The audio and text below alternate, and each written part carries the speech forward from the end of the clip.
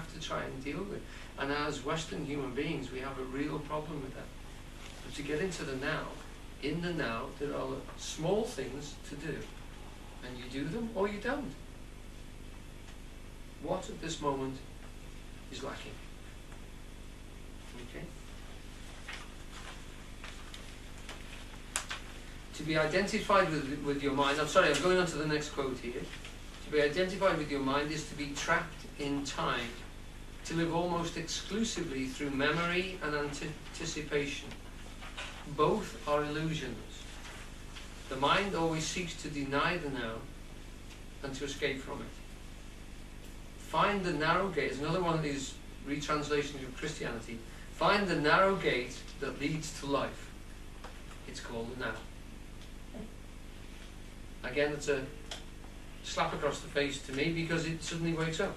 And you see the Buddhism and the Christianity come together and they're completely congruent with each other. Right, now we're going on to a concept here which is a pretty big one.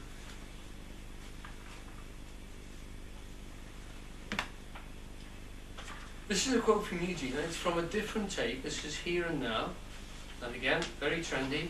Periods 58 to 64 are the points to listen to. Minutes 58 to 64. And I checked it again before I came out. It's a very big concept, and again, it's on eugenehalliday.org, and it's on the Here and Now tape, one of the Ishville ones.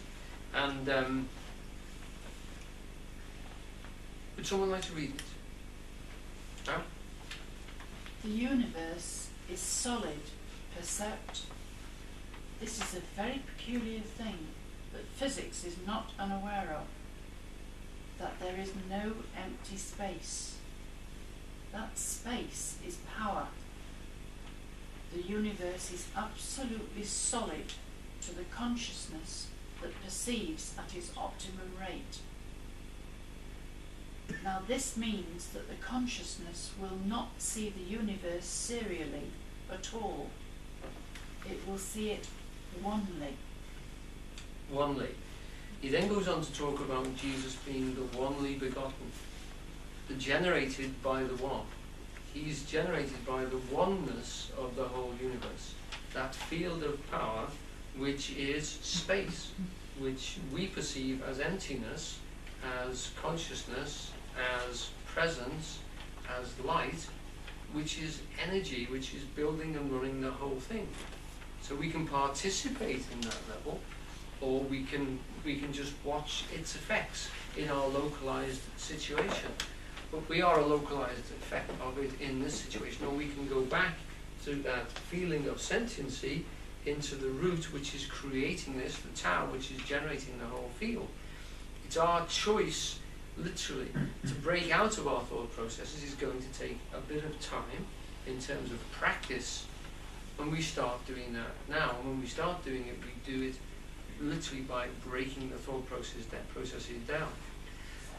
But Eugene is also saying here, the universe is a solid percept.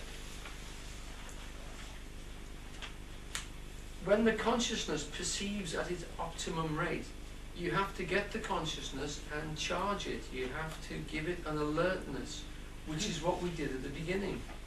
We gave it a formal, if you like, a degree of tension of self-consciousness. We're aware of ourselves as being aware, which for human beings is something which we've learned to do through thinking processes.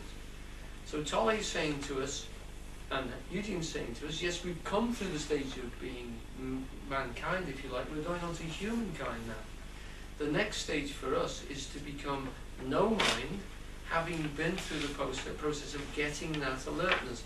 So unlike the dog that knows it's hungry, as Jack London would say, we're a human being that knows that it knows it's hungry. And we've got that degree of thing. We can then move from that state backwards and forwards. And we can then take ourselves back into the consciousness with the achieved nature of being self-aware. And that's what he means by saying that the whole of creation has been waiting for us to get to that state. Okay? Now, I'm conscious of the time. We're coming up to a little break. But before we go into this, now I'll sort of discuss this with you a little bit later on. What he says in Here and Now is fascinating because he says, okay, taking that rut idea a stage further, he says, right, now, if you look at time, you can say that the world is spinning round, which gives us our 12-day clock. Here's the moon, this is the earth, and it's spinning round on itself, which gives us the 12 hours. So seconds are tiny parts of that spinning. The now, if you like. Now, if you say that, the earth is also going around the sun. And that's our year, which is time. Again, those are the days, and those are the seconds of the days, and this is the sun. I'll put a dot in the middle, because that's the old symbol of the sun. Okay? There are other planets, you know, different stages. Right, so now, so we're spinning around our own axis, and we're actually going round the sun. Okay? And every time we go round relative to the sun, we get spring, summer, autumn, and winter of our year. If we're lucky. This speaks the voice of experience. Now, you've got to remember that the sun is also circulating around the stellar body at the centre of the galaxy. So it's moving that way. So if I draw it here, sorry, there's the Earth with its little moon, there's the sun, Earth, and I draw this sort of ocarina shaped thing which is the universe, our universe with all its planets inside of it. Okay, can you see that that's just a sort of a sideways view of that? Yeah, with its time going around it, and then reminding you that the sun is revolving around the central mass of the galaxy. Yeah, so it's actually, shall we say, spiraling through space. Yeah, going that way. Eugene said that's the great worm. It's repeating itself. For those people who are trapped on it in a solar, there's a vibrational rate for that, and it's, if you like, screwing itself into the future through space. Now, you can say, okay, well, Tuesday morning at 2:30 is here, and Wednesday is there, 2009. What Eugene was saying is, what if the space in the universe there is vibrating Tuesday at 11:30? It will the Earth will never go through that state. When it goes through that state, you get Tuesday at 11:30 to, you know, January the 14th, 2009. And when we've moved on, as we have done, that is still vibrating there in space. You have a space-time continuum which is solid form through which time is moving for us. And you may not even be in the same now that I am. I might be talking to you, might be years ahead of me or years behind me. I can never, you know, be sure. Or you could be. We could all be here making this now for ourselves. But the universe is solid form.